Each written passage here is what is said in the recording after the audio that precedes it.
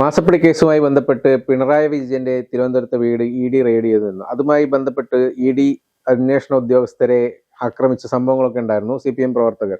ഈ സംഭവമായിട്ട് ഇപ്പോൾ ബിനീഷ് കോടിയേരിക്ക് എന്തെങ്കിലും ബന്ധമുണ്ടോ എന്നുള്ളതാണ് ഇപ്പോൾ പുതിയൊരു റിപ്പോർട്ടുകൾ വരുന്നത്. കാരണം ഈ അറസ്റ്റിലായ പ്രതികൾ അല്ലെങ്കിൽ ഈ കേസിൽ ആക്രമിച്ച കേസിൽ 25ഓളം പ്രതികളുമായി ബിനീഷ് കോടിയേരി ഫോണിൽ ബന്ധപ്പെട്ടു എന്നാണ് പറയുന്നത്.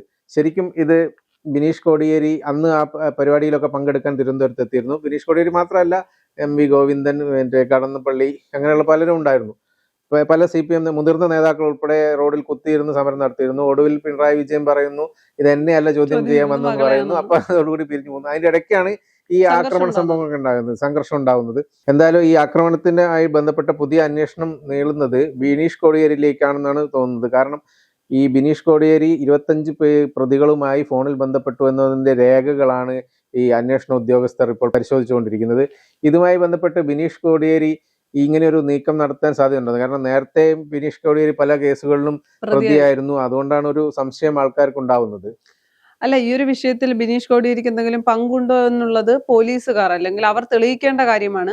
അന്നേ ദിവസം 25ഓളം പ്രതികൾ അല്ലെങ്കിൽ 25ഓളം പേർ സംഘർഷത്തിന്റെ ഭാഗമായിട്ടുണ്ട്. CPM നേതാക്കളടക്കമുള്ള മുതിർന്ന ആളുകൾ അടക്കം പങ്കെടുത്തതിൽ 25 പേരെയാണ് പ്രതി ചേർത്തിരുന്നത്. അതിൽ 20 പേരുമായിട്ട് അല്ലെങ്കിൽ 20ൽ കൂടുതൽ പേരുമായിട്ട് ബിനീഷ് കോടിയേരി ഫോണിൽ അന്നേ ദിവസം കോണ്ടാക്ട് ചെയ്തിട്ടുണ്ട്. അദ്ദേഹത്തിന്റെ മൊബൈൽ ഡീറ്റെയിൽസ് എടുത്തുകൊണ്ടാണ് പോലീസ് അല്ലെങ്കിൽ ഇത് പറഞ്ഞുകൊണ്ടിരിക്കുന്നത്. അല്ലെങ്കിൽ ഇദ്ദേഹത്തിന് പങ്കുണ്ടോ എന്നുള്ള കാര്യത്തിൽ ഒരു സംശയം ഉണ്ടാകാനുള്ള കാരണം ഈ മൊബൈലിന്റെ കോണ്ടാക്ട് എടുത്തതുകൊണ്ടാണ്.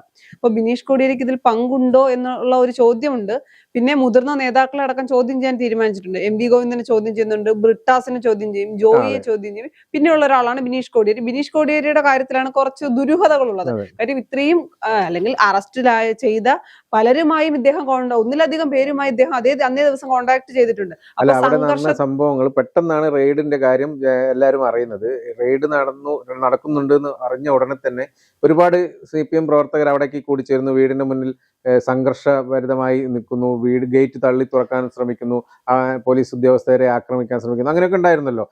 അതിനുശേഷം ആണ് ബാക്കി ഈ പുറത്തേക്ക് ഇറങ്ങി വരുമ്പോഴാണ് ED ഉദ്യോഗസ്ഥരെ ആക്രമിക്കുന്നത്. പക്ഷെ ഇത്രയും പേരെ പെട്ടെന്ന് ഒത്തുചേർക്കാനോ അല്ലെങ്കിൽ ആക്രമിക്കാനുള്ള ഒരു പദ്ധതി കൊണ്ടുവരുന്നുണ്ടെങ്കിൽ അതിനുള്ളിൽ ആരെങ്കിലും ഒരു ഗൂഢാലോചന നടത്തിയിട്ടുണ്ടെന്നുള്ള ഒരു സംശയം ഉണ്ടാകേണ്ടതല്ലേ? സ്വാഭാവികമായും അത്തരം സംശയങ്ങളൊക്കെ ഉണ്ടാകേണ്ടത് തന്നെയാണ്. എന്തെങ്കിലുമൊക്കെ ഗൂഢാലോചനകൾ നടന്നിട്ടുണ്ടോ അല്ലെങ്കിൽ നടക്കാനുള്ള സാധ്യതയും ഒക്കെ ഉണ്ട്. പക്ഷെ ആ സമയത്ത് അല്ലെങ്കിൽ ആ ഒരു സമയത്ത് എല്ലാവരും ചിന്തിച്ചത് രാഷ്ട്രീയമായി CPM വലിയ അധപ്പതനത്തിൽ നിൽക്കുന്ന സമയം, വലിയ പരാജയമൊക്കെ ഉണ്ടായി, പാർട്ടിയിൽ അങ്ങോട്ടും ഇങ്ങോട്ടും കുറ്റപ്പെടുത്തൽ ഉണ്ടാകുന്ന സമയത്താണ് ED റെയ്ഡുമായി വരുന്നത്.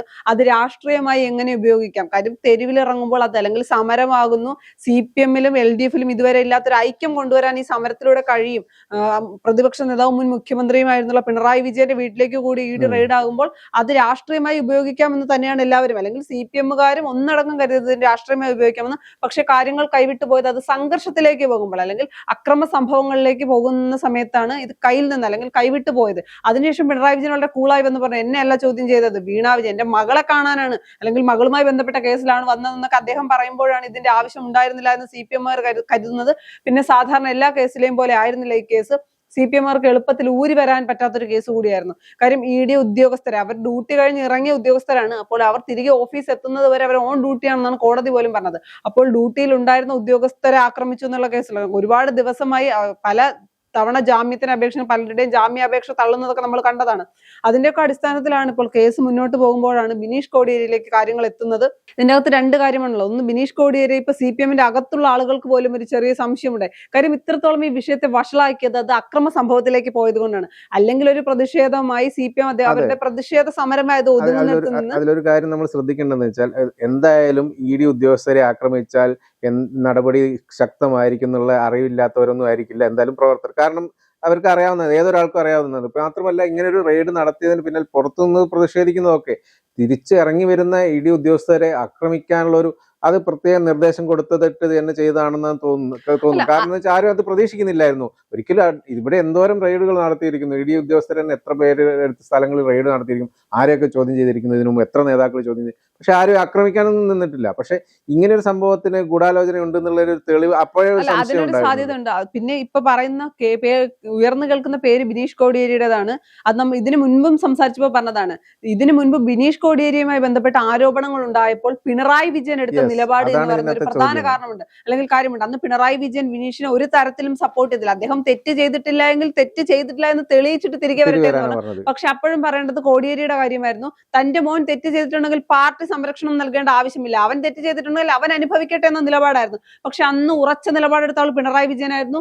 ബിനീഷിനൊപ്പം കൂട്ടേണ്ട ആവശ്യമില്ല, പാർട്ടി സംരക്ഷണം നൽകേണ്ട ആവശ്യമില്ല, പാർട്ടി എന്തിന് ഇതൊക്കെ ഏറ്റെടുക്കണം, ഒരു തെറ്റും ചെയ്തിട്ടില്ല ഇല്ലെങ്കിൽ എന്തിനു ഭയക്കണം, തെറ്റ് ചെയ്ത ആളല്ലേ ഭയക്കേണ്ടതുള്ളൂ, നിയമ നടപടികൾ തന്നെ നേരിടട്ടെ എന്നുള്ള നിലപാടായിരുന്നു പിണറായി വിജയൻ. അതേ പിണറായി വിജയന്റെ മകൾ വീണ വിജയനുമായി ബന്ധപ്പെട്ട ഒരു വിഷയം ഉണ്ടാകുമ്പോൾ മുന്നിൽ സമരത്തിലുണ്ടായിരുന്നു. പക്ഷെ അദ്ദേഹം സംഘർഷത്തിൽ പങ്കെടുത്തില്ല, അല്ലെങ്കിൽ അക്രമ സംഭവ സമയത്ത് ഉണ്ടായിരുന്നെങ്കിൽ കൂടി മുന്നിലുണ്ടായിരുന്നു ബിനീഷ്. അന്ന് എല്ലാവരും, അല്ലെങ്കിൽ അന്ന് ഏറ്റവും കൂടുതൽ മാധ്യമ ശ്രദ്ധ കിട്ടിയത് ബിനീഷിനാണ്.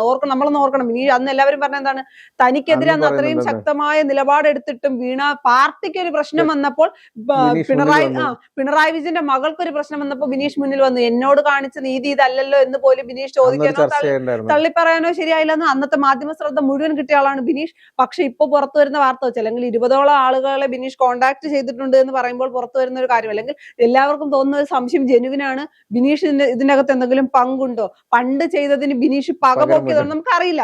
കാര്യം രാഷ്ട്രീയമാണ്. അല്ലാതെ ബിനീഷ് അത്രയും നാൾ, അല്ലെങ്കിൽ അതിനു മുൻപ് നമുക്കറിയാം ബിനീഷുമായി ബന്ധപ്പെട്ട് അതിന് തൊട്ട് മുൻപ് തന്നെ അവരുടെ CPM-ൽ നിന്ന് പാർട്ടിക്ക് അകത്ത് നിന്ന് തന്നെ ഒരുപാട് പ്രശ്നങ്ങൾ ബിനീഷിനെതിരെ ഉണ്ടാകുന്നു.